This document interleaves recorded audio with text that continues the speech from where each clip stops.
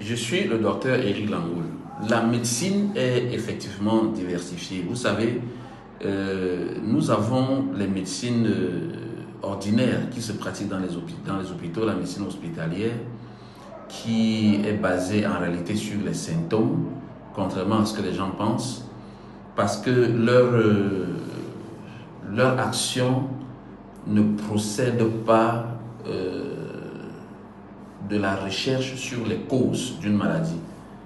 Voyez-vous, à partir des symptômes, n'est-ce pas, ils vous font des prescriptions qui ont beaucoup plus pour objectif de vous donner une paix, une certaine paix pour un certain moment.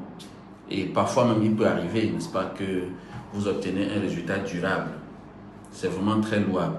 Cependant, il y a d'autres médecines, comme par exemple la médecine ayurvédique, les médecines indiennes par exemple, c'est dont nous parlons aujourd'hui, qui vont beaucoup plus loin que les simples symptômes. Parce qu'à l'origine de chaque mal, n'est-ce pas, il y a une cause profonde.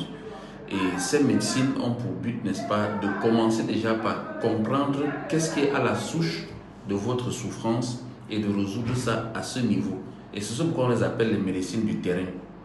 Et les médecines du terrain, n'est-ce pas, s'appuient beaucoup sur le style de vie, sur l'équilibre acido-basique de votre organisme et permet, n'est-ce pas, de poser un diagnostic parfois un peu contraire à ce qui est très répandu et juste parce que c'est un peu plus profond également. Je pourrais vous prendre un exemple qui, pour le moins, semble banal. C'est que quand vous êtes atteint d'une certaine maladie, je peux dire un mal de tête, on vous donne un produit qu'on peut trouver facilement là sur le marché. S'il se trouve que c'est juste un mal de tête vraiment, c'est bien. Mais cependant, ça peut être un mal de tête qui vient du ventre, ça peut être un mal de tête qui s'explique peut-être à partir du climat, peut-être il fait très chaud et puis vos nerfs sont tendus et qu'on sort. Si c'est des choses comme ça, vous pouvez facilement trouver des soulagements en prenant les produits qu'on vous recommande sur le pif. Mais si c'est un mal de tête dont l'origine est beaucoup plus profonde, ces produits ne pourront pas vous soulager. C'est la raison pour laquelle aujourd'hui les produits de la médecine indienne qui traitent les maladies dans leur cause sont vraiment aujourd'hui une exigence par laquelle chacun devrait passer, une exigence que chacun devrait expérimenter. Parce que de nos jours, les maladies vont de la table au style de vie avant de venir se manifester dans le corps.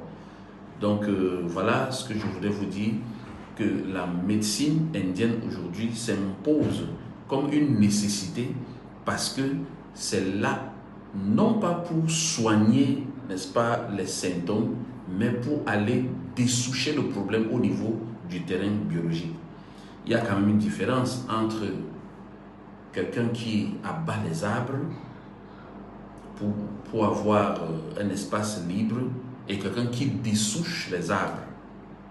Voyez-vous, quand on dessouche l'arbre, on a la garantie que ça ne pourra plus repousser. Mais par contre, en coupant simplement, ça peut repousser.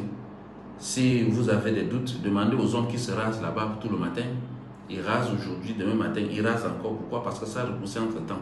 Mais s'il y a une possibilité de dessoucher la barbe, je ne pense pas qu'on devrait encore revenir là-dessus. Merci de m'avoir écouté et à la bonne prochaine.